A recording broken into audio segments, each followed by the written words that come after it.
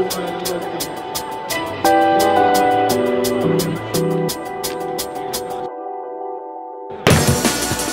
on antud kaardipauk 2014 esimesele Extremi etapile siin Tartu keskkonnas. Ma lähen kõige kaugemale.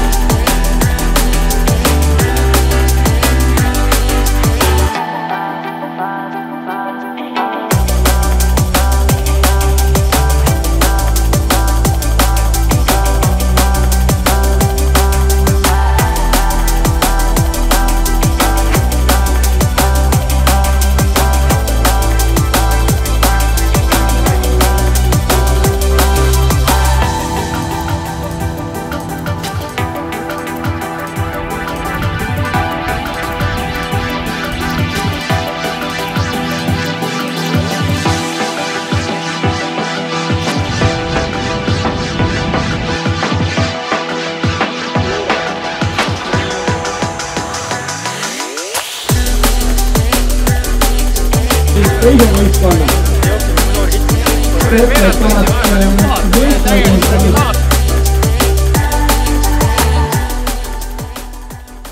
Kaks 2014 aasta Ace Extreme'i võitjad, palju õnne! Aitäh! Mis oli tänase raja kõige suurem üllatus teie jaoks? Üllatusi kõik kohad täis olnud.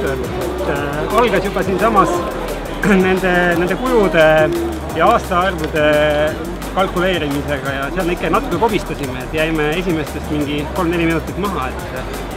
Et siis edasi oli juba natuke lihtsam kuni selle hetkeni, kui Aadi lennujaamal läks kumm katki Tõnul, aga kuna ta on hea jooksumees, et siis ta üllatas meid sellega, et ta liikus joostes sama kiiresti kui teised rattaga. Poolt paha. Kus lõpuks õnnestus teil konkurentidest lahti rebida, et millega te teistel eest pääsesite? No, et esmalt konkurentidest lahti rebida tuli esmalt konkurentid kinni püüda uuesti, sest et me asusime kanuutse. Meil öeldi, et me oleme 7. Me olime küllaltki nagu löödud nägudega, aga siis meil tuli idee, et kanuuetappi võiks hoopis lahendada nii, et üks mees jookseb ja 2 sõidavad kanuud, et see andis vähemalt nii palju edu, et pärast kanuud olid, ütleme siis esimesed 2 olid nägemisulatuses. Aga lõpp oli üllatuslik. Lõpp oli see, et teised 2 tiimi tegid väikse vea, et rattakrossi asemel hakkasid jooksma, aga me ikka lugesime natukene rohkem kaarti, et saime kohe, tegime nii nagu kaardis ette nähtud ja see andis siis väikse edumaa siin lõpu jaoks.